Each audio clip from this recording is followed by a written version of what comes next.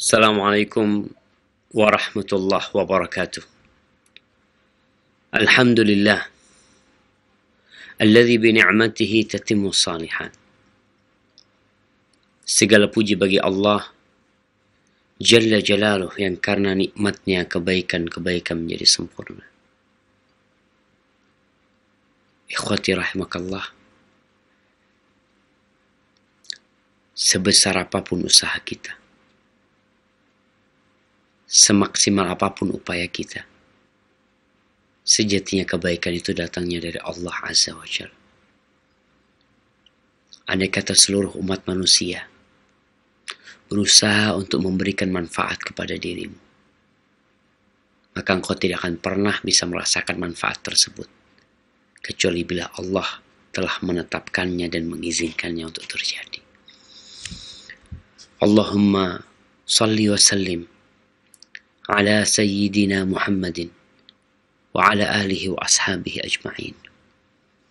Ya Allah, semoga salawat, salam, berkah dan nikmat senantiasa Engkau curahkan untuk hamba kekasih-Mu, untuk baginda Nabi kita Muhammad alaihi salatu wassalam, untuk keluarga beliau, untuk istri-istri beliau, untuk putra-putri beliau, dan untuk seluruh sahabat Nabi.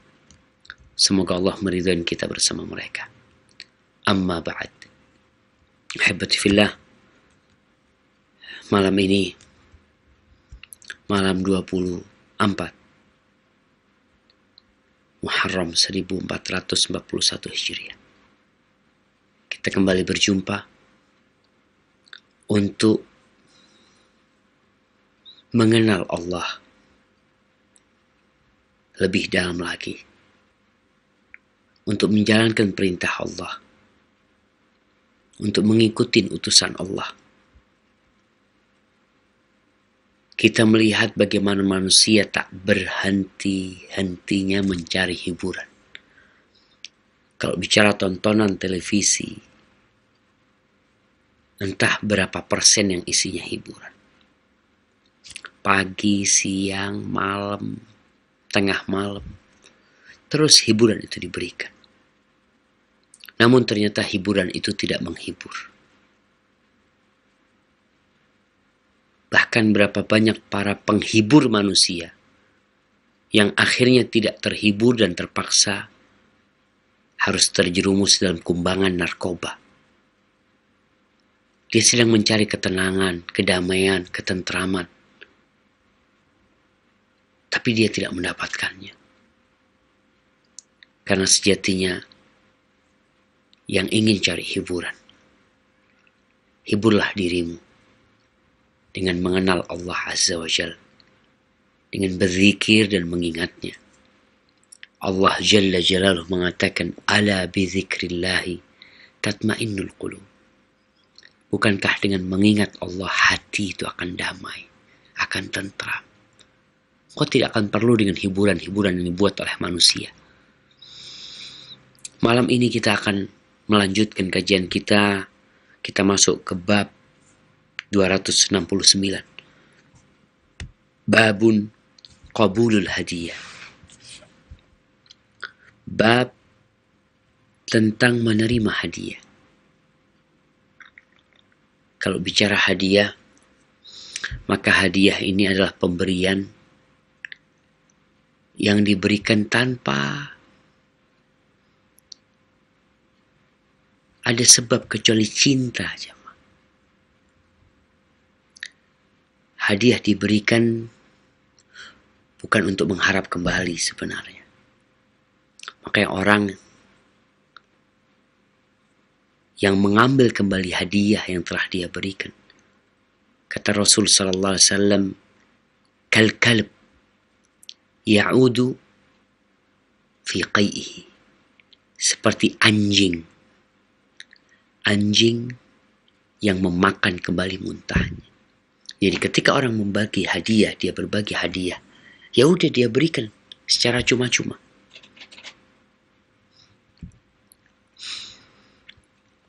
Dan menerima hadiah adalah sesuatu yang indah. Dan yang lebih indah lagi adalah berbagi hadiah. Imam Bukhari menyebutkan beberapa hadis yang berkaitan dengan bab ini. Yang pertama, beliau mengatakan haddatsana Amr bin Khalid, telah mengajarkan kepada kami Amr bin Khalid. Dia berkata haddatsana Dhammam atau Dimam bin Ismail. Qala sami'tu Musa bin Wirdan an Abi Hurairah عن النبي صلى الله عليه وسلم يقول تهادوا تحابوا. Ini hadis riwayat Abu Hurairah radhiyallahu anhu dari Nabi alaihi salatu wassalam bahwa beliau bersabda, tahadu tahabu. Kalian saling berbagi hadiahlah. Saling berbagi hadiah. Kenapa? Kalian akan saling mencintai. Kenapa harus saling mencintai? Saling berbagi hadiah hanya sarana. Target dan tujuan adalah cinta. Islam itu datang dengan cinta. Subhanallah. Nabi kita Muhammad alaihi salatu wassalam mengatakan, la tadkhulul jannah hatta tu'minu. Kalian tidak akan masuk surga sampai kalian beriman. Wala tu'minu hatta tahabu. Dan kalian tidak akan sampai tingkatan iman sampai kalian saling mencintai. Iman tuh akan sempurna ketika kita saling mencintai. Ketika ada cinta kepada sesama. Ketika ada kasih sayang. Lalu beliau mengatakan, afala adullukum ala syai'in idza fa'altumu tahabbtum. Kalian mau enggak aku kasih sebuah amalan kalau kalian kerjakan, kalian akan saling mencintai. Kalian akan saling mencintai. Ini sarana lagi untuk menumbuhkan cinta. Apa kata Nabi alaihi salatu wassalam? Afshus salama bainakum.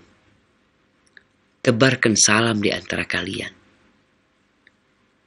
Untuk masuk surga perlu iman. Keimanan seseorang itu tidak akan lengkap kecuali dengan cinta.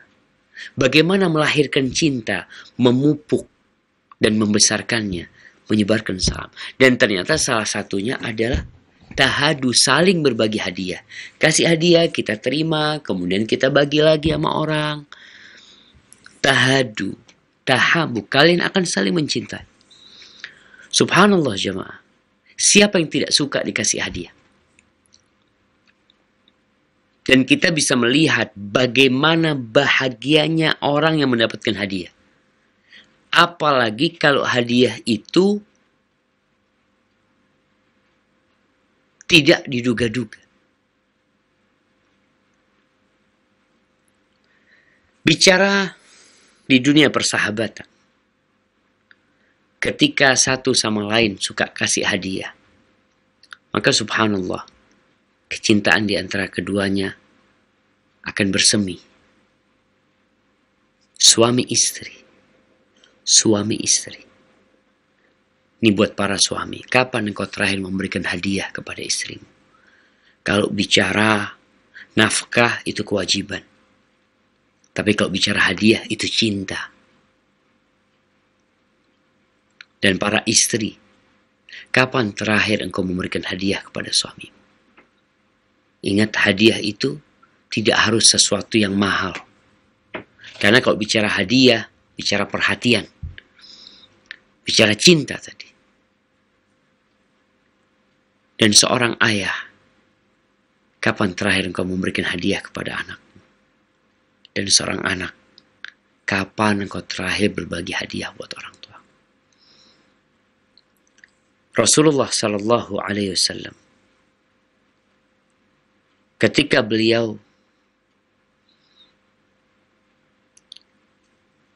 menganjurkan para sahabat untuk saling berbagi hadiah, beliau sendiri menerima hadiah dan beliau juga berbagi hadiah. Kalau ada orang yang memberi Nabi sesuatu, Rasulullah SAW menerima hadiahnya dan biasanya beliau mengganti hadiahnya. Kita masih ingat ya, bagaimana masyarakat di desa, hubungan di antara mereka begitu eratnya. Mereka saling mencintai. Salah satu sebabnya adalah mereka saling berbagi hadiah. Yang di masyarakat perkotaan, wallahu a'lam ya, Anda mungkin tidak hidup di sana, di kota besar, seperti di Jakarta, hidup di apartemen yang mewah, atau di perumahan yang mewah. Apakah antara tetangga masih saling mengenal? Sebagian udah tidak. Bahkan tetangganya 3 kali berganti, rumah itu dijual, dibeli orang, lalu dijual lagi, lalu dibeli orang lagi. Itu tetangganya baru tahu ketika udah 3 kali rumah itu dijual. Kalau kita mengamalkan ini, subhanallah, kita berbagi hadiah. Dan orang yang paling pantas mendapatkan hadiah, itu pernah ditanyakan oleh Aisyah radhiyallahu ta'ala anha. Ya Rasulullah, aku punya hadiah yang ingin aku berikan, kata dia. Inna li jarain, aku punya 2 tetangga. Kepada siapa aku berbagi hadiah? Cuma 1 hadiahnya. Kata Nabi alaihi salatu wassalam, ila aqrabihima minki baban. Kepada yang rumahnya, pintunya lebih dekat dengan engkau. Bukan temboknya. Ini ada aturan berbagi hadiah. Kepada yang pintunya paling dekat. Kadang-kala rumahnya nempel. Tapi dia nempel punggung sama punggung gitu loh temboknya. Ada yang tidak nempel rumahnya, bahkan di depan rumah kita. Tapi pintu rumahnya lebih dekat dengan kita. Maka dia lebih pantas mendapatkan hadiah kita. Subhanallah jemaah. Kemudian Nabi SAW mengajarkan kepada para wanita yang mereka lebih sering di rumah, yang mereka lebih sering berinteraksi dengan tetangganya, beliau mengatakan, la tahqiru jaratun li jaratiha. Nggak boleh tetangga itu meremehkan hadiah dari tetangganya, walaupun itu hanya kikil, kakinya kambing. Jangan. Terima. Dan ucapkan jazakallah khair, makasih banyak. Jangan ditolak, oh banyak kayak gini di rumah. Lah, terima hadiah tersebut.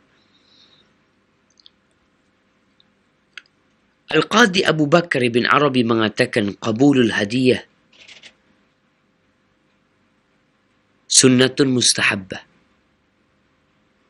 Menerima hadiah adalah sunnah yang dianjurkan.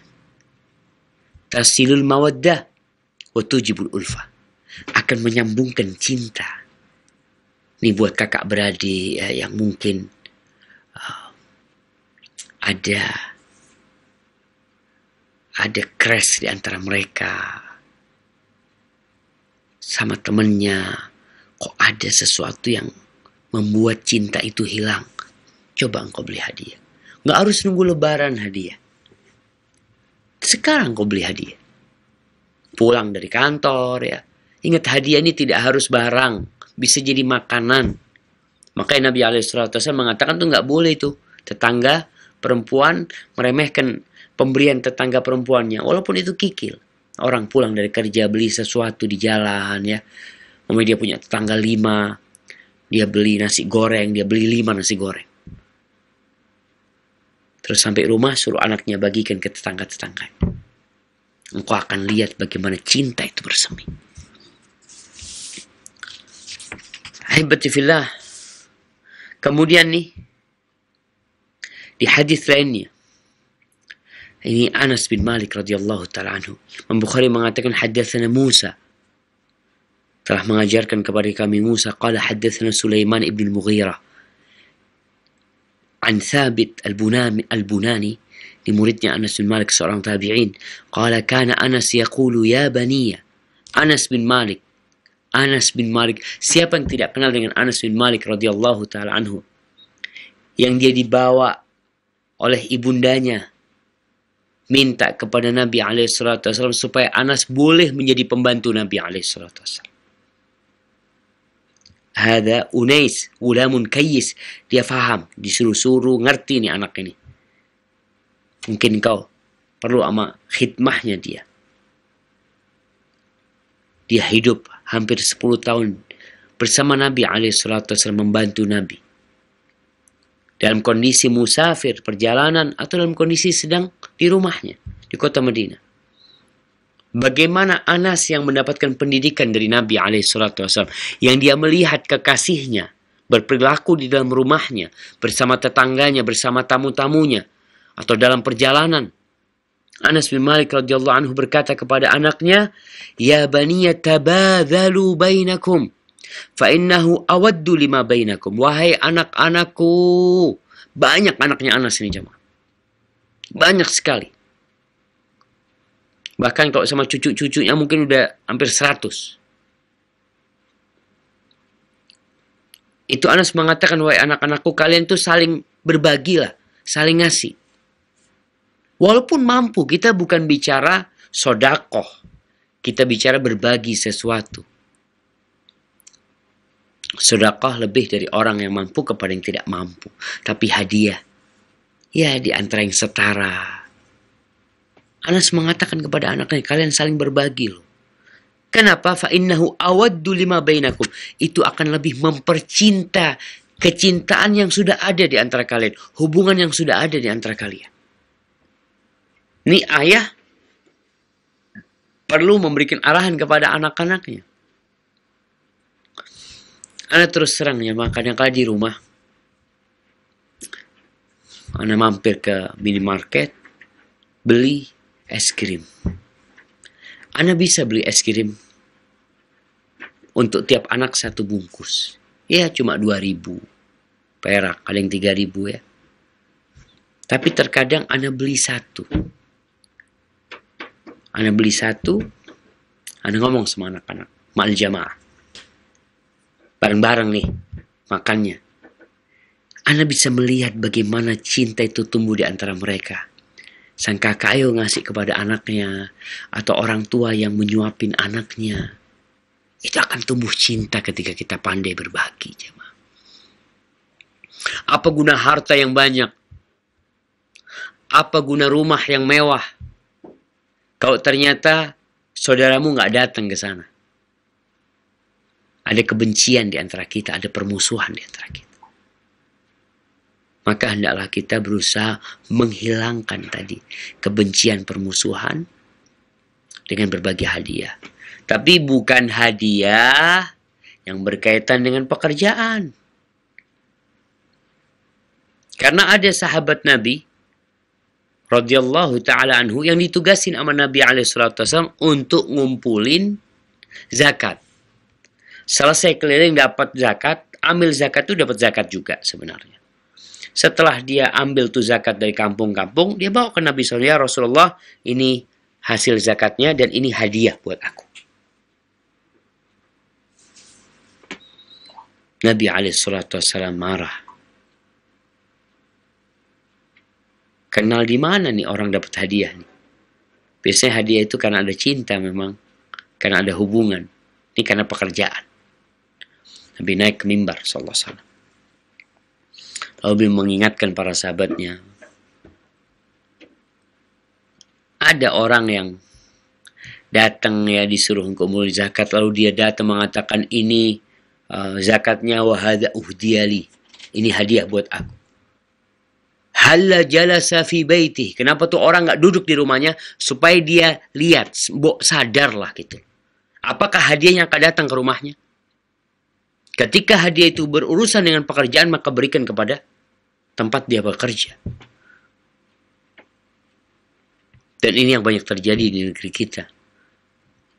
Yang orang mendapatkan hadiah karena pekerjaan dia. Itu bisa ditangkap tuh sama KPK. Makanya banyak pejabat yang menyerahkan hadiah yang mereka terima. Memang harus seperti itu. Yang ketahuan diserahkan. Yang nggak tahu, kau tidak serahkan. Innallaha kana alaikum raqiba. Allah tuh mengawasin kita. Selalu kita dalam pengawasannya. Jadi buat teman-teman yang bekerja, kemudian dapat hadiah karena dia membantu orang dengan pekerjaannya itu, maka itu tidak boleh diterima. Bukan berkaitan dengan bab ini, kan disunahkan nerima hadiah Ustaz. Ini bukan karena hadiah murni yang engkau terima, tapi karena engkau telah melakukan suatu pekerjaan. Dan engkau melakukan pekerjaan itu udah dapat gaji. Maka ketika ada orang mau kasih, kau tolak. Tapi ketika dia maksa kasih, berikan kepada tempat kau bekerja. Baik. Di bab selanjutnya, di bab 270, Imam Bukhari menyebutkan bab yang bertentangan dengan bab pertama. Bab pertama tentang menerima hadiah. Jangan ditolak tuh hadiah. Walaupun hadiah itu sesuatu yang remeh buat engkau, terima. Ucapkan terima kasih. Dan jangan suka mencela hadiah. Ada istri yang suka mencela hadiah. Kasih hadiah sama suaminya, beliin baju, beliin apalah. Yang antakan, aduh aku nggak suka sama warna ini, kata dia. Subhanallah. Yang tadinya sang suami ingin menyiramin bunga-bunga cinta dengan sang istri menolak hadiah tersebut. Atau bukan menolak, dia tetap terima tuh hadiah, namun dia mencela itu hadiah. Maka bukan cinta yang tumbuh, kebencian. Bahkan anak pernah berjumpa dengan seorang suami ketika dia umrah. Anak katakan, bang, kok nggak beliin hadiah buat istrinya, bang? Apa katanya? Aduh, males, Ustaz.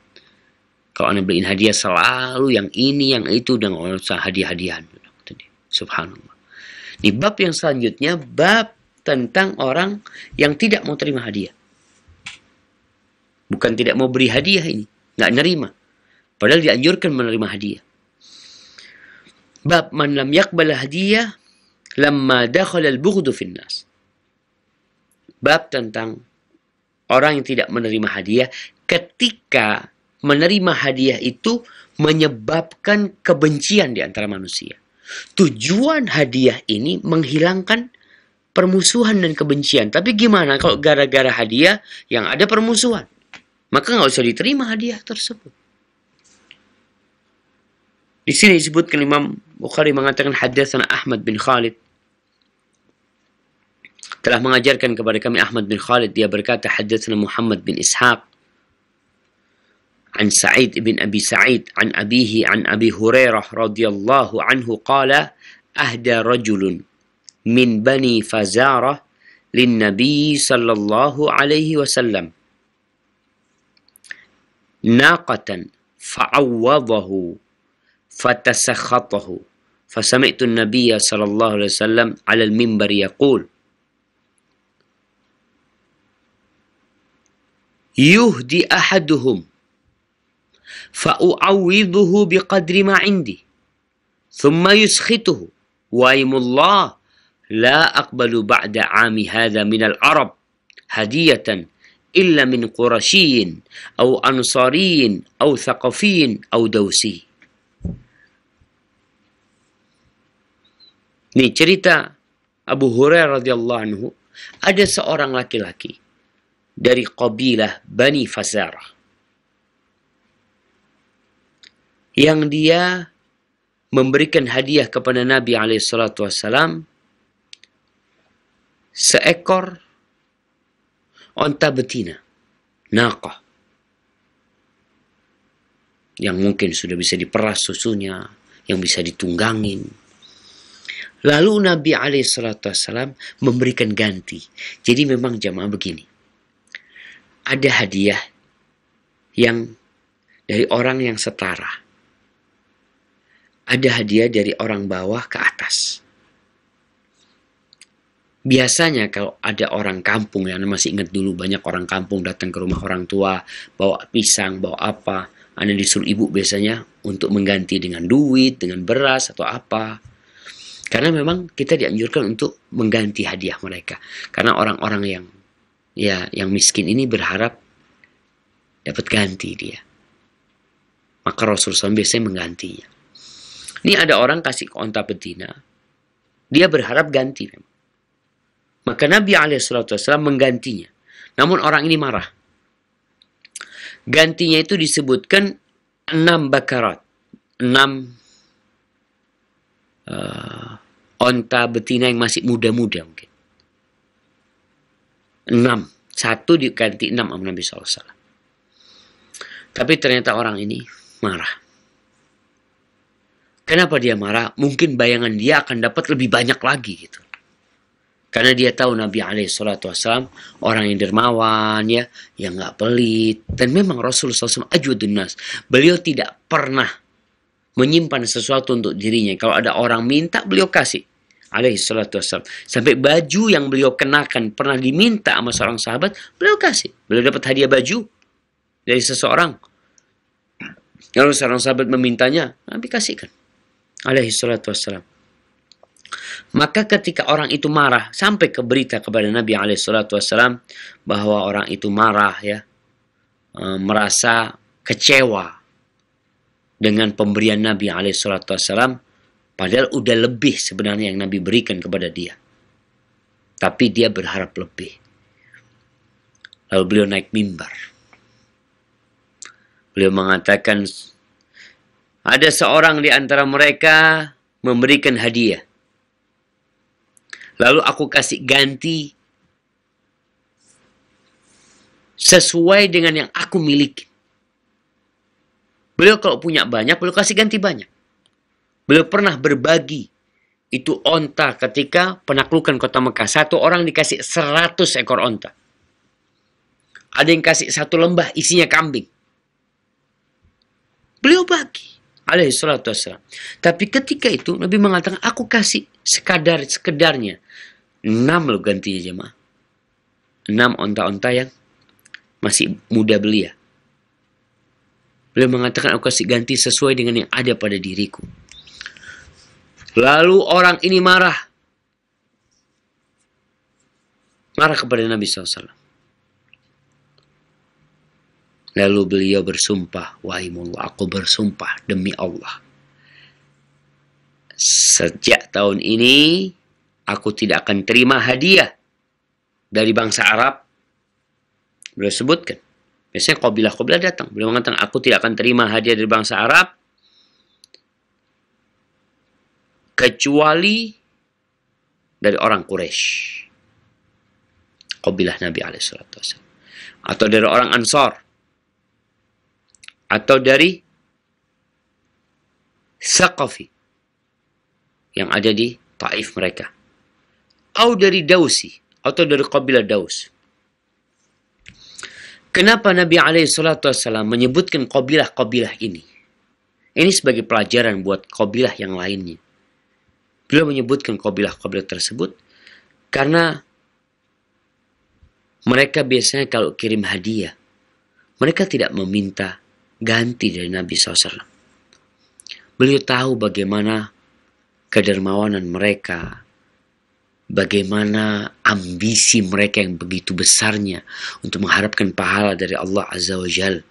Dan mereka juga orang-orang yang qanaah, yang menerima dengan sesuatu yang kecil, yang sedikit. Dan mereka biasanya memberikan uzur. Artinya kalau Nabi memberikan ganti, mereka terima. Kalau ganti besar, banyak atau sedikit, mereka terima. Maka Nabi SAW menyebutkan qabilah-qabilah tersebut untuk menutup celah. Jangan sampai hadiah yang tujuan awalnya adalah untuk menumbuhkan cinta di antara sesama, akhirnya menjadi Allahu Akbar, kebencian dan permusuhan. Maka boleh kita menolak hadiah. Ketika ada orang mau kasih hadiah, kita tahu nih orang nanti kalau aku kasih ganti sedikit marah-marah dia. Lebih baik, aduh minta maaf ya, minta maaf gitu. Aku takut nggak bisa balas gitu. Nggak apa-apa orang menolak. Karena memang sebagian meminta balasan. Tapi alhamdulillah kita selesai dari bab hadiah. Maka adalah seorang muslim yang udah lama nggak kasih hadiah sama kerabatnya, sama keluarganya, sama istrinya, sama suaminya. Mungkin malam ini bisa menjadi malam untuk berbagi hadiah kepada mereka. Kepada tetangga-tetangganya. Kita yang udah ngaji. Kita yang udah belajar agama. Yang penampilannya udah nampak tuh nilai-nilai agama. Orang bisa ngeliat, ya Allah agamis banget nih orang. Dari penampilannya udah kelihatan. Tolong penampilan ini dibungkus dengan akhlak yang mulia. Salah satu akhlak mulia yang kita pelajari malam ini adalah berbagi hadiah dengan mereka. Nggak harus banyak, sekali lagi. Tadi yang sampaikan, mungkin kau beli nasi goreng, Kasihkan kepada tetangga-tetanggamu. Beli roti bakar atau apa, bagikan pada tetanggamu. Allahumma lakal hamdu kullu. Baik. Kita masuk ke bab 271. Babun al-haya. Bab tentang rasa malu, jemaah. Wallahi kalau bicara rasa malu, kita lihat ada banyak manusia di negeri ini yang sudah nggak punya rasa malu.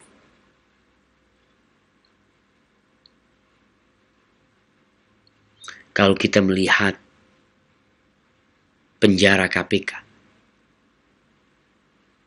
yang ditangkap itu, orang-orang nggak punya rasa malu. Banyak ya di antara mereka secara umum ya. Bupati, wakil bupati, gubernur, wakil gubernur, menteri yang diangkat oleh presiden, yang dikasih amanah agar bisa memberikan kemakmuran, kesejahteraan untuk negeri ini, ternyata dia nggak punya rasa malu. Malah membuat malu keluarganya, membuat malu anaknya. Tapi memang ada yang nggak punya rasa malu. Nggak istrinya malu, nggak anaknya malu, nggak keluarganya malu. Kenapa? Ya ini kita akan bahas ini. Kenapa itu terjadi? Rasulullah Sallallahu Alaihi Wasallam bersabda tentang rasa malu ini. Sebagaimana Imam Bukhari mengatakan, Haddatsana Ahmad bin Yunus. قال حدثنا زهير قال النبي قال حدثنا منصور عن ربع بن حراش قال حدثنا أبو مسعود عقبة بن عامر قال النبي صلى الله عليه وسلم Nabi alaihi salatu wasallam bersabda, Inna mimma adrakan nas min kalamin nubuwah idza lam tastahi fasna' ma syi'it. Dalam hadis Hudzaifah mengatakan, anna akhir ma ta'allaqa bi ahlul jahiliyah min kalamin nubuwatil ula idza lam tastahi fasna' ma syi'ta. Sesungguhnya termasuk sesuatu yang difahami oleh manusia, yang bisa dicerna oleh manusia dari perkataan, ya kenabian, syariat-syariat sebelumnya itu. Ada sebuah yang tetap mereka warisin, tetap mereka ajarkan. Karena kita tahu sebelum Nabi Muhammad alaihi salatu wassalam, ada Nabi Isa alaihissalam, ada Nabi Musa, kemudian di Mekah ada Nabi Ismail alaihissalam, ada Nabi Ibrahim yang pernah sampai ke sana. Termasuk dari ucapan yang diwarisi oleh generasi ke generasi selanjutnya yang masih diamalkan oleh umat manusia pada waktu itu, ini dari awal kenabian sampai Nabi terakhir, yaitu ucapan, kalau kamu tidak malu, silahkan berbuat semaumu.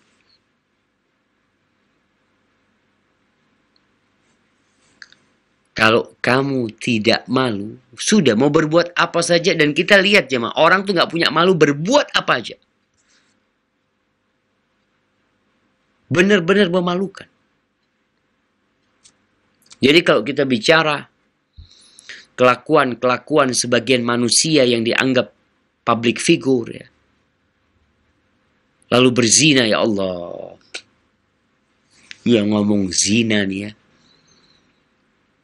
Orang sekarang berzina, kemudian perzinaan itu didokumentasikan, disebarkan, gak punya malu.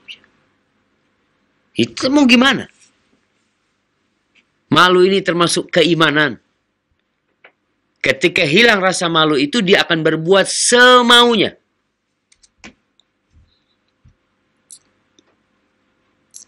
Ada yang berciuman di pinggir jalan. Ada yang berpakaian.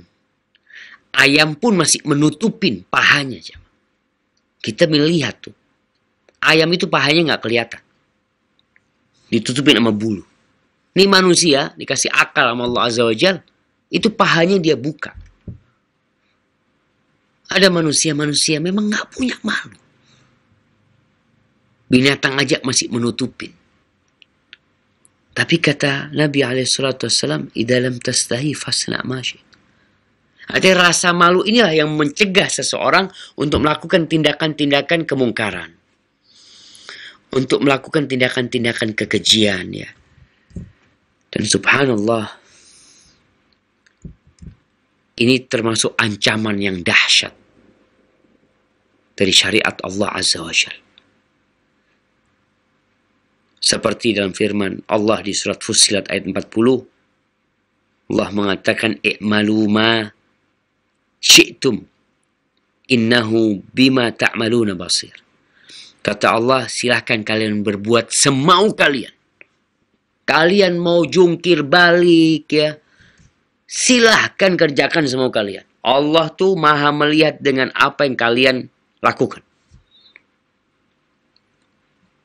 Dan biasanya ucapan ini membuat orang jadi takut.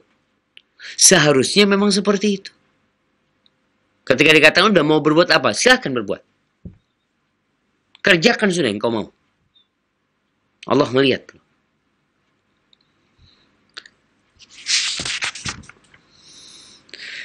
Di sini disebutkan berkaitan dengan hadis, kalau engkau nggak malu berbuatlah semaumu. Ada beberapa makna. Yang pertama, kalau engkau ya tidak takut dicela, tidak malu kehormatannya dihinakan, nggak takut pandangan manusia yang akan memandangmu dengan pandangan jelek, ya udah, kau mau berbuat apa saja silahkan. Apa keinginan jiwamu, kerjakan. Dan ada manusia seperti itu. Kemudian makna yang kedua dikatakan bahwasanya ya kalau engkau yakin perbuatanmu benar, ya, artinya seorang ketika yakin yang dia lakukan benar, ada perasaan di diri dia, ini amalan bukan amalan yang memalukan. Walaupun mungkin sebagian orang menganggapnya amalan itu nggak baik, tapi engkau setelah mempelajari, mengkaji, ya udah kerjain sudah. Kerjain. Artinya kita nggak usah peduli sama omongan orang kadang-kala. Kadang-kala sebagian orang mengamalkan sunnah, malu dia. Enggak, kau nggak boleh. Seharusnya kau kerjakan itu. Atau makna yang ketiga dikatakan sebagai ancaman. Ucapan itu ancaman. Udah kau kerjakan, kau akan dibalas gitu. Kemudian yang keempat, ini termasuk babnya bab mubalaghah dalam pencelaan, ya, termasuk mencela tingkat tinggi sebenarnya. Bahwasanya engkau meninggalkan rasa malu itu lebih memalukan daripada perbuatan dosa yang kau kerjakan.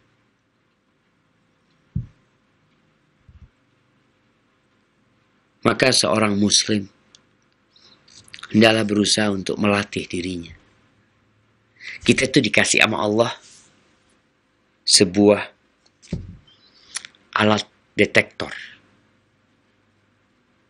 Alat detektor ini bisa merasakan gitu loh, mana yang baik dan mana yang buruk, mana yang membuat malu dan mana yang tidak memalukan. Allah Azza wa Jalla mengatakan fa'alhamaha fujuraha wa taqwa wa nafsin wa ma sawwaha fa'alhamaha fujuraha wa taqwaha qad aflaha man zakkaha wa qad khaba man dassaha. Artinya Allah telah memberikan ke jiwa manusia ini sebuah alat tadi yang dengannya dia bisa melihat yang baik dengan yang buruk. Dan alat detektor ini bisa dilatih, artinya bisa dipermak, diperbaikin, di-upgrade lah sehingga lebih sensitif lagi alat tersebut. Ada yang alat detektornya mati. Alatnya mati. Seperti kalau kita berangkat mungkin mau bayar tol, kita taruh tuh yang namanya kartu, nggak keluar-keluar. Oh, ternyata rusak alatnya. Begitu pula di jiwa kita ada alat yang mati, alat tersebut. Sampai kata Abdullah bin Mas'ud ketika beliau menyampaikan, kalian tahu nggak mayitul ahya? Orang hidup yang mati. Orang hidup tapi mati. Atau mayit tapi dia hidup. Siapa dia? Alladzi la ya'rifu ma'rufan wa la yunkiru munkar. Orang yang udah nggak tahu mana yang baik dan mana yang buruk. Dia nggak tahu ini baik dan dia nggak tahu ini buruk. Terus apa yang membuat dia terdorong untuk mengamalkan yang ini dan yang itu? Nafsu. Kalau nafsu dia tertarik, dia kerjakan. Nggak tertarik, dia nggak kerjakan. Maka di sini ini termasuk ancaman jamaah ya. Termasuk hal yang harus dipertimbangkan oleh seorang muslim.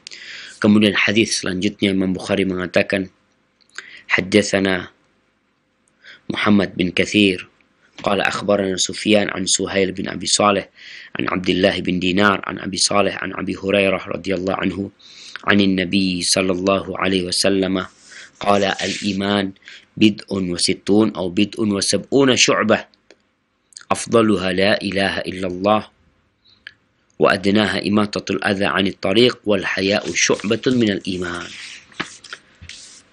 Dari Abu Saleh, dari Abu Hurairah radhiyallahu anhu, dari Nabi alaihi salatu wassalam, bahwa beliau bersabda, iman itu ada 60 lebih atau 70 lebih cabang iman. Jadi kalau bicara iman itu bercabang-cabang. Afdaluha atau a'laha, yang paling mulia, yang paling tinggi adalah la ilaha illallah. La ilaha illallah ini kunci surga. Dan kunci seorang masuk ke agama Allah adalah mengatakan la ilaha illallah Muhammad Rasulullah. Jadi kalau bicara iman, yang paling tinggi adalah la ilaha illallah. Ini akar dari pohon keimanan. Dan subhanallah, ketika akar sebuah pohon itu kuat, sehat, biasanya pokoknya akan gagah. Kemudian cabang-cabangnya banyak. Rantingnya seperti itu. Daun-daunnya lebat dan buahnya pun lebat. Jadi pokoknya akarnya adalah la ilaha illallah. Nah, di sini kebanyakan kita itu Islam, tapi nggak pernah belajar tentang Islam secara mendalam. Maka nasihat ana hendaklah kita mendalami tentang makna syahadatain. Syahadat bahwasanya la ilaha illallah dan Muhammad Rasulullah SAW. Karena ini pondasi untuk amalan dan perbuatan. Kalau kita melihat ada orang nggak beriman, amalannya baik ya, akhlaknya mulia, subhanallah, tapi dia nggak sholat Ustaz, tapi dia nggak beriman, tapi kok akhlaknya baik Ustaz. Katanya orang yang paling sempurna imannya dan yang paling baik akhlaknya. Ketika seorang tidak beriman, kemudian dia berperilaku baik, maka ketahuilah itu salah satu tanda pencitraan. Tanda riya. Ada yang dia inginkan. Soalnya dia tidak beriman dengan Allah Azza wa Jal. Orang tuh ketika beramal kan harus lillahi ta'ala. Sekarang dia nggak percaya sama Allah. Lalu beramal buat apa? Nggak punya dia la ilaha illallah. Maka tadi, kalau dia berakhlak baik itu hanya pencitraan belaka. Hanya berharapkan pujian. Maka bicara la ilaha illallah, ingat, dijaga la ilaha illallah. Bukan hanya ucapan yang tanpa makna. Bukan ucapan yang tidak ada konsekuensinya. Kita tahu bagaimana Abu Talib ketika hendak meninggal dunia, datang Rasul SAW mengatakan kepada pamannya, Qul ya am, la ilaha illallah. Paman, tolong kau katakan la ilaha illallah. Apa sulitnya mengatakan la ilaha illallah, jemaah? Apa sulitnya? Abu Talib orang Arab. Bapaknya orang Arab. Tinggal di negeri Arab. Fasih berbahasa Arab. Diminta untuk mengatakan la ilaha illallah. Di situ ada Abu Jahal dan Abdullah bin Abi Rabi'ah mengatakan, Atarghabu an millati Abdul Muttalib. Apakah engkau benci dengan ajaran Abdul Muttalib? Artinya ajaran Abdul Muttalib bertentangan dengan la ilaha illallah. Abu Jahal tahu kalau Abu Talib mengatakan la ilaha illallah berarti konsekuensinya dia nggak suka dengan ajaran bapaknya. Nabi alaihissalam mengulangi, "Qul ya am la ilaha illallah." Katakan wahai paman la ilaha illallah, kalimat yang aku akan memperjuangkanmu, membelamu dengan kalimat itu pada hari kiamat di sisi Allah Subhanahu wa taala. Tapi pamannya nggak mau mengatakan. Karena dia tahu konsekuensi dengan la ilaha illallah ini. Maka kita nih yang fasih mengatakan la ilaha illallah, tolong dipelajarin, dikaji apa yang harus Anda lakukan ketika Anda mengatakan la ilaha illallah. Karena ada orang mengatakan la ilaha illallah tapi dia mempersembahkan sesuatu kepada selain Allah Azza wa Jalla. Dia masih mempersembahkan kepala sapi, kepala kerbau, atau apa saja kepada selain Allah Azza wa Jalla. Padahal tatkala kita menyembelih, kita mengatakan Bismillah, Allahu Akbar. Lalu kita berikan kepada selain Allah. Kemana la ilaha illallah? Tapi sekali lagi banyak kita mengatakan la ilaha illallah nggak paham gitu. Kalau anak-anak wajar. Karena mendidik anak ini dengan mendikte dan mengulangi sampai dia menghafalnya.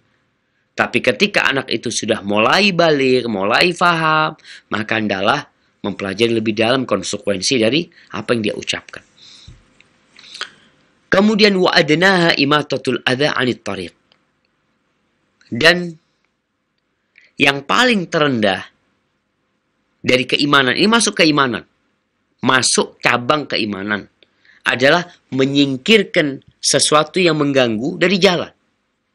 Itu termasuk keimanan yang paling rendah. Wal haya'u syu'batun minal iman. Dan rasa malu itu adalah salah satu cabang keimanan. Ahibati fillah. Kembali bicara tentang la ilaha illallah. Ketika seorang ingin memperbaiki karakternya, kita semua mungkin merasa ada beberapa karakter buruk di diri kita. Gimana cara memperbaikinya? Maka cara memperbaikinya adalah memperbaiki akar. Akar dari cabang-cabang keimanan ini. Memperbaiki tauhid. Memperbaiki akidah. Kalau kita lihat di dalam Al-Quran Karim, seringkali panggilan itu buat orang yang udah beriman. Ya ayyuhalladzina amanu, wahai orang-orang yang beriman, wahai orang-orang yang beriman. Allah katakan itu karena motor yang menggerakkan orang berubah jadi berakhlak baik. Salah satunya bicara tentang rasa malu yang mulai hilang di negeri kita. Mulai kita lihat orang-orang yang disumpah ya. Disumpah, orang-orang tersebut disumpah dengan amanah ini, akhirnya dia berkhianat. Kemudian muncul pelaku-pelaku kemaksiatan yang terang-terangan. Karena detektor alat untuk mengetahui mana baik dan buruk udah rusak. Gimana memperbaikinya? Kalau kita lihat banyak pelacur-pelacur yang oleh pemerintah dikasih pekerjaan. Dipikir dengan bekerja dia berhenti melacur. Iya, itu mungkin salah satu saran. Tapi saran terpenting bagaimana ditumbuhkan keimanan sehingga dia tahu yang dia kerjakan ini sangat memalukan. Dibenci oleh Allah Azza wa Jalla. Karena kalau bicara pendidikan agama jamaah, banyak di antara kita yang ya mungkin tidak mendalami agama. Kalau bicara mendalami agama, alhamdulillah sebagian sudah belajar agama dari pesantren umpamanya, tapi ternyata juga Ustadz melakukan tindakan yang memalukan umpamanya. Iya. Godaan dunia sangat dahsyat. Sebagian orang menjual agamanya demi dunia. Nggak punya rasa malu. Menjual ilmunya demi cari dunia. Maka ingat, kita masuk ke bab tentang malu. Kalau engkau nggak malu, silakan berbuat semau. Ya itu sudah konsekuensinya.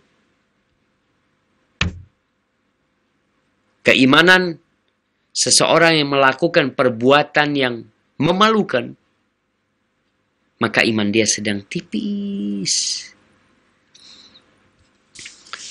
Ahibati fillah, di sini disebutkan berkaitan dengan cabang rasa malu termasuk dari keimanan. Dan rasa malu ini ada beberapa penjelasan tentangnya. Seperti rasa malu Nabi Adam alaihissalam ya. Ketika Nabi Adam lari, sembunyi setelah dia makan dari buah yang terlarang di surga itu, Nabi Adam bersembunyi. Ketika pakaian itu terlepas, beliau menutupin auratnya dengan daun-daunan surga. Lalu ditanya Nabi Adam sama Allah, afiraran minna, apa engkau melarikan diri dari kita? Apa kata Nabi Adam alaihissalam mengatakan, la bal hayaan minka. Nabi Adam mengatakan, enggak ya Allah, aku enggak kabur dari engkau, tapi aku malu darimu ya Allah. Gimana enggak malu jemaah? Dikasih semua fasilitas, boleh makan semua yang di surga. Tapi Nabi Adam alaihissalam akhirnya tergoda oleh iblis dan makan dari buah tersebut. Akhirnya dia merasa malu. Kemudian bagaimana para malaikat malu kepada Allah ketika mereka mengatakan ma'abadnak haqqa ibadatik, ya Allah, kita belum beribadah kepadamu dengan sebenar-benarnya ibadah. Ada malu penghormatan, pengagungan. Seperti malunya Israfil alaihissalam. Ketika dia menyelimutin dirinya dengan sayapnya karena malu kepada Allah Azza wa Jalla. Kemudian ada model malu kemuliaan. Malu sebagai sebuah kehormatan. Ketika Nabi alaihissalatu wassalam beliau menikah dan walimah di rumahnya, itu para sahabat ngobrol di rumah Nabi alaihissalatu. Udah dikasih makan ya. Selesai makan, mereka nggak pulang. Nabi malu mau ngusir mereka gimana ya. Sampai akhirnya Allah yang menegur mereka. Diturunkan ayat. Nabi faistahi minkum, Nabi malu menyuruh kita kalian pulang. Dan ini termasuk adab jemaah. Ketika kita diundang makan di rumah saudara kita ya, selesai makan, mungkin minum, udah pulang. Karena tuan rumah mengusir malu. Ini sebagai bentuk malu yang malu sebuah kemuliaan sebenarnya. Kemudian ada malu untuk menjaga kehormatan diri juga. Seperti malunya Ali bin Abi Thalib. Ali itu madza. Dia suka keluar madzi. Dia mau tanya sama Nabi SAW, malu karena dia suaminya putri Nabi SAW.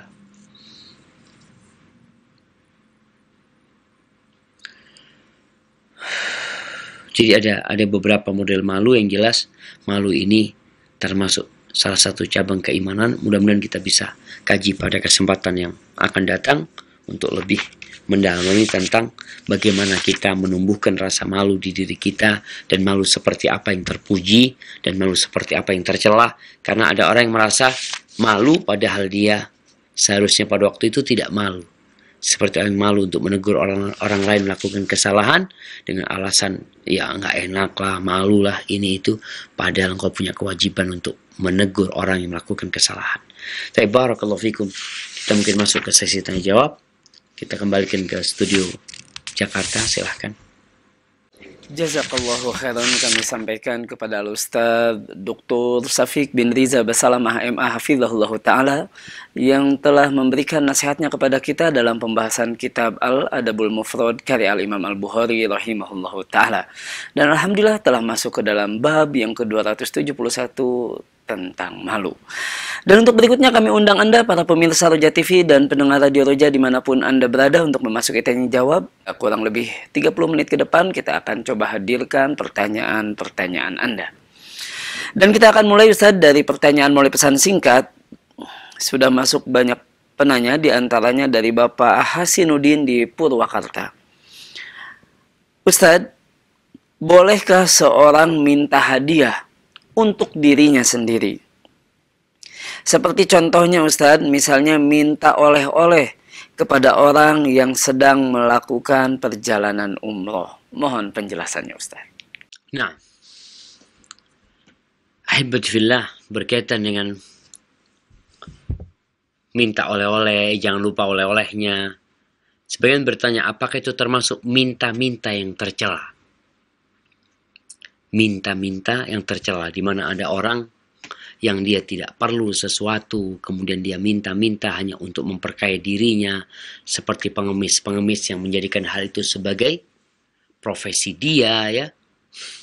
Maka kalau bicara ketika seorang berangkat haji atau berangkat safar, kita katakan jangan lupa oleh-olehnya, insya Allah tidak termasuk meminta-minta yang tercela. Karena memang di antara hal yang tadi menumbuhkan cinta adalah saling berbagi hadiah. Ini teman lagi pergi, umpamanya. Dan kita tahu di situ ada sesuatu yang indah, umpamanya, agar orang ini ingat sama kita, agar kita juga saling mencintai. Akan tetapi yang tidak diperbolehkan adalah memaksa orang itu harus membawa hadiah buat kita seperti itu. Itu yang tercela gitu loh. Kemudian ketika kita minta hadiah, kita jangan lupa kita berbagi hadiah sama dia juga. Karena perintah Nabi SAW, tahadu, kalian saling berbagi hadiah. Hadza wallahu a'lam bishawab, ya. Tapi juga menjaga kehormatan diri. Kalau antum nggak kenal sama teman, ya, bukan nggak terlalu akrab sama dia, hendaklah kita berusaha untuk menjaga, jangan sampai terkesan memang kita minta-minta kepada dia. Hadza wallahu a'lam bishawab. Nah. Jazakallahu khairan Ustaz atas penjelasannya, dan berikutnya kita akan coba angkat pertanyaan melalui line telepon. Kami persilahkan. Iya. Halo, Assalamualaikum. Waalaikumsalam warahmatullahi. Dari Ibu siapa di mana? Dari di Aceh. Di Aceh, silakan Ibu. Kalau orang yang ngaji di kuburan itu termasuk orang yang ada malu. Termasuk orang yang ada apa, Ibu? Yang ngaji-ngaji di kuburan. Kan ada kalau di Aceh itu banyak orang kalau udah meninggal tuh kan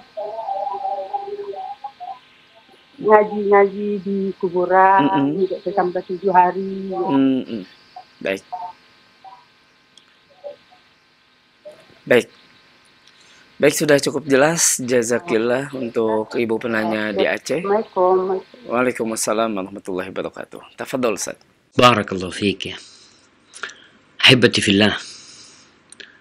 Kita ini dalam beragama, ikut siapa sih? Banyak di antara kita yang beragama hanya ikut-ikutan belaka.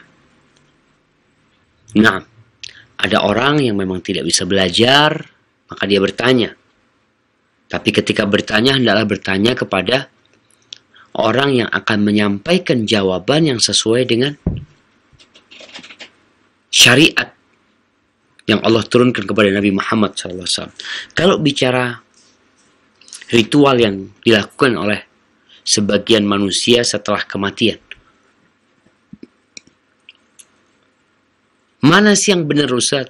Ada yang mengatakan bid'ah, ada yang mengatakan nggak boleh, ada yang mengatakan boleh. Ya, ini perselisihan terjadi. Allah mengatakan, fa in tanaza'tum fi syai'in farudduhu ila Allah war Rasul. Kalau kalian bertikai dalam satu permasalahan, kembalikan kepada Allah dan Rasulnya. Allah kepada Al-Quran Karim, Nabi kepada sunnahnya alaihi salatu wassalam. Coba lihat, dipelajarin, ditanyakanlah. Tanya kepada gurunya, tanya kepada ustadznya, gimana sih Nabi alaihi salatu wassalam ketika putrinya meninggal dunia? Ketika yang namanya Zainab meninggal dunia. Ketika putrinya yang bernama Ruqayyah meninggal dunia. Ketika Ummu Kalthum meninggal dunia. Apa sih yang dikerjakan mereka? Sekali lagi, Nabi SAW telah memberikan contoh yang baik buat kita. Kemudian apa yang dilakukan para sahabat ketika Rasulullah SAW meninggal dunia? Nabi meninggal dunia, apa yang dilakukan sahabat? Kemudian setelah itu Abu Bakar meninggal dunia, apa yang dilakukan para sahabat Nabi? Setelah Abu Bakar meninggal dunia, Umar terbunuh meninggal dunia, apa yang dilakukan para sahabat Nabi setelah itu? Supaya kita tidak terus bertikai dalam satu permasalahan. Karena kalau kita kembali ke sana, insya Allah kita akan tahu mana yang seharusnya kita lakukan dan mana yang seharusnya kita tinggalkan. Nggak perlu ribut-ribut lagi lah. Jadi berkaitan dengan pertanyaan tadi, harapan ana ditanyakan kembali kepada yang mengamalkan hal itu. Apakah memang Rasul Sallallahu Alaihi Wasallam setelah meninggalnya anaknya meninggal dunia yang bernama Ibrahim, apa yang beliau lakukan setelah itu sih? Setelah menguburkan jenazah, apakah kemudian beliau mengaji di kuburannya atau tidak? Kalau enggak, ya enggak usah lah. Kita amalkan yang amalkan Rasul Sallallahu Alaihi Wasallam. Hadza wallahu a'lam bissawab.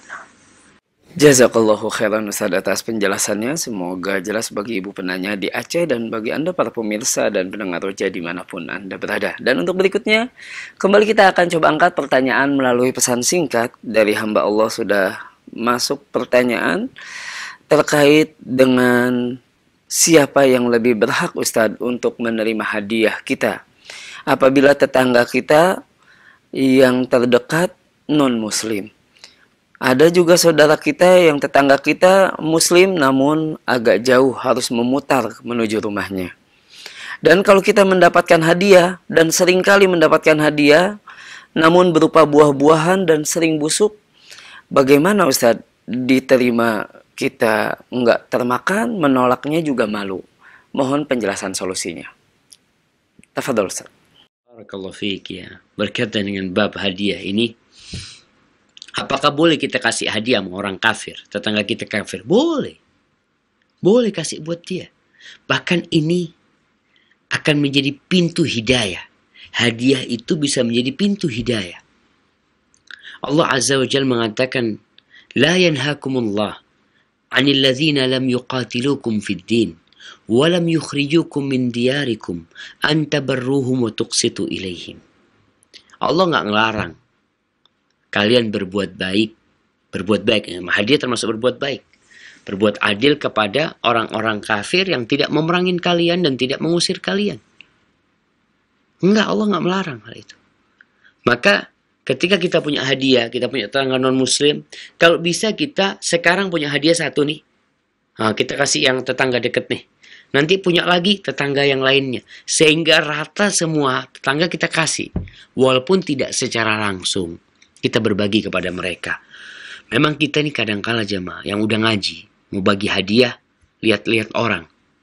Oh ini temen ya, ini kenal.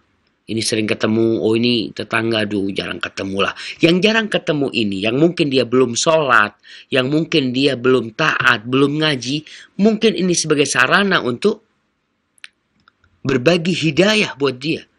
Rasulullah SAW berbagi kepada orang-orang yang baru masuk Islam, bahkan kepada sebagian tokoh-tokoh kafir yang Nabi SAW kasih sama dia, banyak ngasih jamaah. Dengan harapan dia kembali kepada Allah SWT. Taat kepada Allah Azza wa Jalla. Bahkan kadang-kala yang taat nggak dikasih hadiah sama Nabi SAW. Pernah Nabi dapat baju, pakaian dibagi sama Nabi SAW. Sebagian sahabat nggak dikasih. Yang nggak dikasih itu merasa gimana gitu. Kok nggak dikasih aku sama Nabi SAW ya? Apa Nabi benci sama aku? Karena tahu hadiah ini sebagai salah satu bentuk cinta.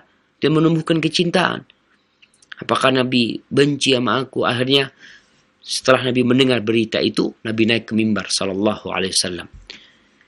Beliau mengatakan bahwasanya aku tuh ngasih beberapa orang, wa adaul akharin, yang lainnya nggak aku kasih. Kenapa? Kata Nabi SAW. Aku sekedar untuk apa istilahnya ya? Merangkul dia, meluluhkan hatinya. Dia masih belum menerima keimanan dengan baik ya. Ada ketidakridhaan masih dikasih sama Nabi SAW. Dan yang lainnya nggak dikasih karena udah Nabi serahkan kepada keimanan mereka. Dan yang nggak dikasih itu lebih Nabi cintai daripada yang dikasih sama Nabi SAW. Disebutkan namanya, salah satunya adalah Amr bin Taghlib. Amr bin Taghlib itu ketika dengar ucapan itu, ya Allah, aku lebih suka dengan ucapan Nabi SAW daripada aku dikasih hadiah seekor onta merah. Sampai seperti itu. Maka berkaitan dengan berbagi hadiah ini seperti itu, jamaah. Kita kalau bisa, sekarang tetangga yang ini nanti punya rezeki kepada yang lainnya. Bagaimana kalau kita dikasih hadiah, umpamanya dikasih buah, ya. Ternyata buah itu busuk. Yang pertama yang harus engkau lakukan, husnudzon. Husnudzon sama yang kasih. Mungkin dia nggak tahu kalau busuk. Seperti itu. Kemudian kalau memang nggak bisa dimakan, dipikirkan nggak buat apa nih? Mungkin bisa buat makan burung, ya, atau apa, dimanfaatkan. Artinya kita jangan marah dulu, jangan sakit hati dulu, apalagi nolak. Nanti akan jadi keributan seperti itu. Dan buat yang berbagi hadiah, ya, tolong sering-sering lihat kulkasnya tuh. Kalau punya buah, sering-sering lihat kulkasnya. Jangan nunggu busuk baru dibagikan. Jadi dilihat tiap hari, mamanya ibu-ibu yang punya kulkas dilihat buah-buah yang kadang, oh ini masih bagus ya, tapi kita nggak mau makan, mamanya sudah. Atau kita, aduh terlalu banyak, bagi sama tetangganya. Jangan nunggu busuk. Dan ketika busuk, jangan dikasihkan ke tetangga. Jangan mengatakan, oh mungkin dia masih mau makan. Nah, enggak. Kalau memang untuk makanan burung atau apa, nggak apa-apa kita tawarkan ke tetangga. Apa nih, ada buah pepaya di rumah ya, tapi udah kayaknya udah nggak enak. Kalau engkau mungkin mau kasih buat burungmu atau apa, nggak apa-apa kita ngomong seperti itu kepada tetangga kita. Hadza wallahu a'lam bissawab. Nah. Jazakallahu khairan atas penjelasannya, dan untuk berikutnya kembali kita akan angkat pertanyaan melalui line telepon. Kami persilahkan. Iya. Halo, assalamualaikum. Waalaikumsalam warahmatullahi wabarakatuh. Dari siapa, di mana Ibu? Dari Filiana di Situbondo. Di Situbondo, silakan Ibu. Ya ini Ustadz, kan kedua orang tua anak kan sudah meninggal semua gitu Ustadz. Terus kesalahan ibu dan bapak, juga kesalahan bapak dan ibu itu diinfakkan itu atas nama mereka berdua gitu Ustadz. Jadi saling memberi pahala itu Ustadz. Niatnya seperti itu Ustadz. Boleh apa enggak Ustadz? Ini maksudnya dari bapak memberikan? Iya, maksudnya ini kan saya sebagai anaknya gitu Ustadz. Niatnya gini Ustadz. Takutnya kan waktu sama masih hidup itu ya. Ibu punya salah kepada bapak, bapak juga punya salah ke ibu gitu Ustaz. Terus diniatkan infak ke satu masjid, tapi pahalanya buat mereka berdua itu saling memberi pahala atas nama orang tua. Jadi infaknya itu dari saya sendiri Ustaz. Baik. Boleh apa enggak Ustaz? Baik. Ini satu Ustaz ini ya. Gimana kalau misalnya kalau puasa Senin Kemis pertama nggak diketahui orang, terus setelah itu diketahui orang banyak gitu Ustaz ya. Kan niatnya nggak riak gitu Ustaz ya. Baik. Tapi kan sekarang kan sudah banyak yang tahu, jadi banyak yang ngasih sama anak gitu Ustaz ya. Jadi kan takutnya riak gitu. Terus apa yang dilakukan anak Ustaz? Mau bilang nggak puasa kan berdosa Ustaz. Baik, ya, sudah cukup jelas Ibu, terima kasih. Ya, syukran, jazakallah. Assalamualaikum warahmatullahi wabarakatuh. Waalaikumsalam warahmatullahi wabarakatuh. Tafadhol Ustaz. Subhanallah jemaah. Iya, berkaitan dengan pertanyaan yang pertama tentang bersedekah satu masjid, wakaf satu masjid diniatkan buat abah dan ibunya. Boleh. Ini termasuk yang pernah ditanyakan oleh seorang sahabat kepada Nabi SAW. Di mana Sa'ad bin Ubadah datang kepada Nabi SAW mengatakan, ya Rasulullah, inna ummi infalatat walam tusi, ibuku meninggal dunia belum sempat wasiat. Afayanfa'uha idza tasaddaqtu anha, apakah bermanfaat buat dia kalau aku sedekah buat ibu anak umpamanya? Kata Nabi SAW, tasaddaqi anha, nggak apa-apa engkau sedekah buat ibumu. Jadi seorang anak bersedekah bangunkan masjid umpamanya, diniatkan buat ibunya, insya Allah pahala itu akan sampai kepada orang tuanya, karena memang pernah disampaikan oleh Nabi SAW. Jadi semoga itu pahala buat mereka berdua, buat ayah dan ibu, dan semoga nanti ketika mereka dibangkitkan kembali, kalau mungkin ada kesalahan di antara mereka, mereka bisa saling memaafkannya.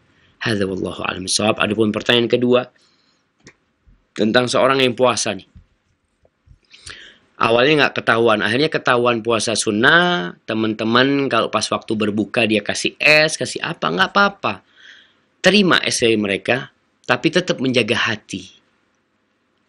Karena jangan sampai akhirnya kita berdusta, atau kita akhirnya nggak puasa. Aduh, aku nggak enak lah. Karena ketahuan puasa, lebih baik aku nggak puasa. Tetap berpuasa dengan menjaga hati. Karena sejatinya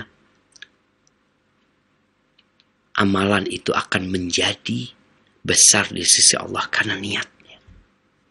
Sekarang dengan godaan ketahuan orang ini, anti harus lebih kuat lagi menguatkan keikhlasan, menjaga hatinya. Dan berdoa, mohon sama Allah Azza wa Jalla agar dikasih keikhlasan. Hadza wallahu a'lam bishawab. Nah. Jazakallahu khairan Ustadz atas penjelasannya, dan berikutnya kembali pertanyaan melalui pesan singkat Ustadz dari Putri di Rokan Hulu di Riau. Ustadz ingin bertanya tentang bagaimana cara akikah yang dibenarkan syariat Ustadz. Karena di tempat kami kalau akikah ini mengundang tetangga-tetangga untuk sholat maghrib berjamaah di rumah, lalu kemudian membaca sebagian dari ayat Al-Quran, lalu makan daging akikah tersebut. Apakah seperti ini Ustadz? Mohon penjelasannya. Nah, barakallahu fiik. Ya, berkaitan dengan akikah jamaah, berkaitan dengan akikah. Akikah itu yang pertama boleh kita sembelih kambingnya, lalu kita bagi mentah kambingnya. Sebagian kita makan, sebagian kita simpan, seperti kurban yang kita lakukan. Boleh dimakan, boleh dibagikan, boleh disimpan. Boleh kita sembelih hewan akikah itu, kemudian kita masak, lalu kita undang orang untuk makan ke rumah kita, nggak apa-apa. Atau kita nggak ngundang orang. Kita masak, kita bungkusin, lalu kita bagi-bagikan kepada tetangga kita. Dan ini juga termasuk salah satu yang akan menumbuhkan cinta di antara kita. Kita berbagi sama mereka. Bisa jadi berbagi dengan mereka, kita kirimkan ke rumahnya. Bisa jadi kita undang mereka untuk makan di rumah kita. Jadi akikah itu boleh mentahan, boleh masak, boleh sebagian kita simpan untuk dimakan, sebagian dibagikan kepada tetangga-tetangga kita. Hadza wallahu a'lam bishawab. Jazakallahu khairan Ustadz atas penjelasannya, dan untuk berikutnya kami persilahkan penanya melalui line telepon. Ini Pak Ustadz, nama saya Kasna dari Pekalongan Pak. Silahkan Ibu. Iya tadi ini Kak, katanya itu kalau seorang sudah meninggal itu hanya 3 perkara yang bisa menolongnya ya Pak. Tapi tadi kok katanya kok sedekah diatasnamakan ke orang tuanya katanya boleh. Lah saya kok bingung Pak, katanya 3. Sodaqah jariyah, ilmu yang berguna, dan doa anak yang soleh. Tapi kok itu ada sedekah diatasnamakan ke orang tuanya. Baik. Katanya juga boleh lah, itu gimana Pak? Saya bingung. Baik. Makasih. Assalamualaikum warahmatullahi wabarakatuh. Waalaikumsalam warahmatullahi wabarakatuh. Tafadhol Ustaz. Masya Allah, Masya Allah. Ya, pertanyaan menarik sekali nih jamaah. Karena memang sebagian orang jadi bingung gitu. Maka perlu ada penjelasan. Rasulullah SAW mengatakan, "Idza mata ibnu Adam inqata 'amaluhu illa min 3." Apabila anak Adam meninggal dunia, maka putus amalan dia. Jadi amalan orang yang mati ini putus, kecuali 3 hal. Ilmu yang bermanfaat, kemudian sedekah jariyah, kemudian doa anak soleh. Amalan dia. Kemudian Nabi SAW ketika menjelaskan hadis Sa'ad bin Ubadah bertanya, "Ya Rasulullah, apakah kalau aku bersedekah buat ibuku berguna buat ibuku?" Amalan ibunya udah putus, sekarang amalan anaknya. apakah bisa anaknya beramal untuk ibunya? Jadi kalau yang tadi amalan orang yang mati udah putus. Dia memang udah mati, udah selesai. Nggak bisa dia beramal. Tapi bisakah orang hidup, ini orang hidup, orangnya masih hidup, beramal dengan niat pahalanya buat yang meninggal dunia? Beberapa amalan bisa. Salah satunya haji dan umroh. Boleh menghajikan orang yang meninggal dunia. Boleh mengumrohkan orang yang meninggal dunia. Apa dalilnya? Ada beberapa hadis Nabi SAW ketika seorang yang mau berangkat ke Mekah, lalu dia mengatakan labbaik Allahumma an syubrumah, ya Allah aku mau umroh atau haji ini buat syubrumah. Ditanya sama Nabi SAW, engkau sudah haji belum? Belum. Maka kau haji buat dirimu sendiri, baru buat syubrumah. Kemudian tentang sedekah tadi, ingat amalan orang ini udah putus karena dia udah mati. Sekarang bicara amalan orang hidup buat yang meninggal dunia. Di antara yang bisa adalah sedekah dan di antara yang bisa adalah haji. Seperti itu. Yang telah dicerita atau disampaikan oleh Rasulullah sallallahu alaihi wasallam. Hadza wallahu a'lam bissawab. Nah, Jazakallahu khairan Ustaz penjelasannya, dan semoga jelas bagi ibu penanya di Pekalongan maupun pemirsa dan pendengar roja dimanapun Anda berada. Dan berikutnya pertanyaan melalui pesan singkat Ustaz dari hamba Allah di Buton di Sulawesi Tenggara. Ustaz, terkait pemberian hadiah seorang staf atau pegawai dalam sebuah unit kerja memberikan hadiah kepada atasannya Ustaz, apakah termasuk yang diperbolehkan dan bagaimana hukumnya Ustaz? ya berkaitan dengan memberikan hadiah kepada atasan ini. Tergantung kembali kepada niat seorang memberikan hadiah kepada atasan. Kalau mereka memang sudah seperti saudara ya, mereka tidak ada niat macam-macam ketika lebaran umpamanya nih orang kasih hadiah karena memang sudah berinteraksi bertahun-tahun di sana, mereka mau berbuat baik. Sejatinya hadiah itu tadi ketika anak buah memberikan kepada bosnya, biasanya mengharap balasan dari bosnya. Kalau ternyata hal itu akan merusak hubungan pekerjaan nantinya, sehingga orang tidak lagi kerjanya apa kalau di tempat-tempat kantor-kantor seperti itu membuat mereka tidak bekerja sesuai dengan profesional lagi, atau karena dia mengharapkan mendapatkan jabatan yang lebih tinggi, dipindah ke tempat yang lebih baik, maka tatkala itu hadiah itu mengandung unsur menyogok pada waktu itu, maka tidak diperbolehkan. Apalagi kalau mamanya nanti ketahuan sama pemilik perusahaan yang menyebabkan bos ini bos bukan pemilik umpamanya, bukan pemilik. Tapi kalau mau pemilik yang memang dia pemilik tempat tersebut, insya Allah nggak ada masalah kita berbagi hadiah kepada dia. Hadza wallahu a'lam bissawab. Nah. Baik, jazakallahu khairan Ustaz atas penjelasannya, dan penanya berikutnya kami angkat melalui line telepon, kami persilahkan. Iya. Iya, silakan. Halo, Assalamualaikum warahmatullahi wabarakatuh. Waalaikumsalam warahmatullahi wabarakatuh. Dari siapa, di mana Ibu? Dari Ummu Sabila di Pekanbaru. Di Pekanbaru, silakan Assalamualaikum warahmatullahi wabarakatuh Pak Ustadz. Waalaikumsalam. Saya mau nanya tentang ini Pak Ustadz, hadiah untuk akikahan.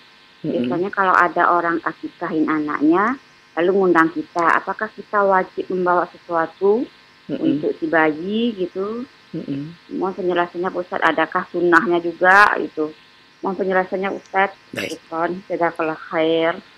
Wa jazakillahu khairan. Tafadhol Ustaz. Barakallahu fikum. Jemaah, tadi kita udah bicarakan tentang tahadu, saling berbagi hadiah. Jadi tatkala mereka ngundang kita mau bawa hadiah buat anaknya, nanti kita punya anak dia bagi hadiah buat kita. Intinya hidupkan tradisi saling berbagi hadiah. Namun ingat tadi Nabi SAW menolak hadiah. Kalau ternyata ada orang yang kasih hadiah kepada kita, dia berharap balasan yang lebih besar dari kita. Padahal kita nggak mampu umpamanya. Maka tatkala itu kita boleh nolak hadiah. Tapi tradisi saling berbagi hadiah itu diperintahkan sama Nabi SAW. Dan hadiah yang sudah kita bacakan tadi. Jadi kalau ada saudara kita punya anak mamanya, lalu dia ngundang kita, ya kita belikan hadiah buat dia.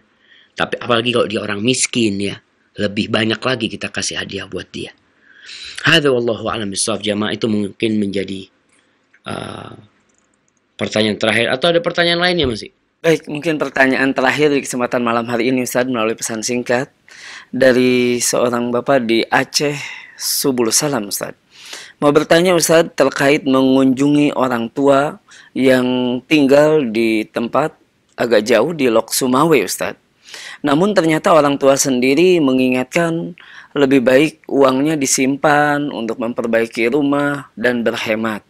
Sedangkan saya yakin dan ingin pulang juga mengunjungi orang tua. Bagaimana solusinya seperti ini Ustaz? Ahibati fillah. Ya. Kita tuh kalau lagi seret keuangan kita, maka sering-sering berbagi sama orang tua. Sering-sering mengunjungi orang tua. Karena apa? Kebanyakan orang berpikir pintu rizki itu bekerja aja. Bekerja, nabung, itu pintu rizki.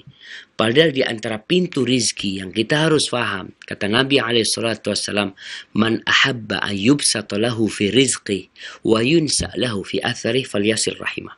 Barang siapa yang ingin diluaskan rizkinya, yang ingin diluaskan rizkinya, yang ingin dipanjangkan umurnya, maka hendaklah dia menyambung rahimnya. Jadi ini termasuk pintu cari rizki. Jadi antum yang tadi punya orang tua jauh ya, antum berusaha untuk mengunjungi dia. Kalau ada punya keuangan ya, ini untuk orang tua atau untuk memperbaiki rumah ya, yang bisa ditunda ditunda.